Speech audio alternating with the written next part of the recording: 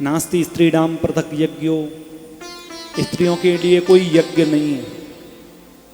न व्रतम, शास्त्र कहता है स्त्रियों के लिए कोई व्रत नहीं है, स्त्रियों के लिए व्रत का भी अधिकार नहीं है।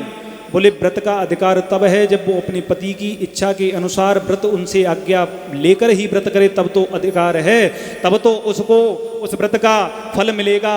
ऐसा नहीं है पति की आज्ञा का पालन नहीं कर रहे हैं, पति की शुश्रूषा प्रेम नहीं कर रहे हैं, उनकी सेवा नहीं कर रहे हैं और आप हजारों व्रत कर रहे हैं, तो उन व्रतों का फल आपको प्राप्त नहीं हो सकता है। बोले नास्ति स्त्रीणाम पृथक यज्ञो न व्रतम नाप्युपोषणम, ना उनको कोई उपवास का नियम है, स्त्रियों के लिए कोई उपवास नहीं बताया गया है। शास्त्रों में तो यहाँ तक कहा गया है कि अगर स्त्री बिना अपने पति की आज्ञा के बिना व्रत और उपवास करती हैं तो वो नरक जाती हैं।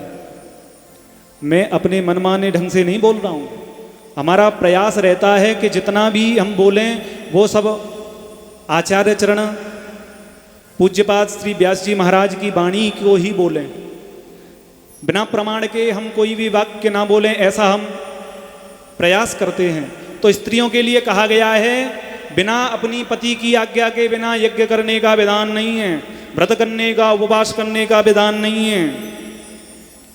केवल पति की सेवा करे, पति की शुश्रूषा करे, पति से प्रेम करे, पति से भक्ति करे, तो बोले उसको सब फल प्राप्त हो जाते हैं।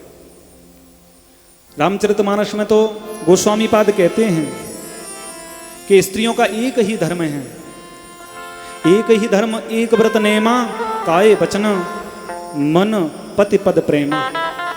गोस्वामी पाद कहते हैं केवल पति की सेवा करे, पति की शुश्रूषा अगर स्त्री करती है तो उसको गायत्री मंत्र का जो फल ब्राह्मणों को प्राप्त होता है वही फल केवल स्त्रियों को अपने पति की सेवा करने से प्राप्त हो जाता है।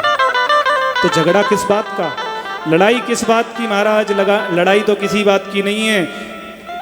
केवल जो विधर्मी लोग हैं, सनातन धर्म के मूल सिद्धांतों का जो प्रवर्तन नहीं करते, केवल उसको नष्ट करने में लगे हुए हैं, ऐसे लोगों को ठीक ठीक समझना चाहिए।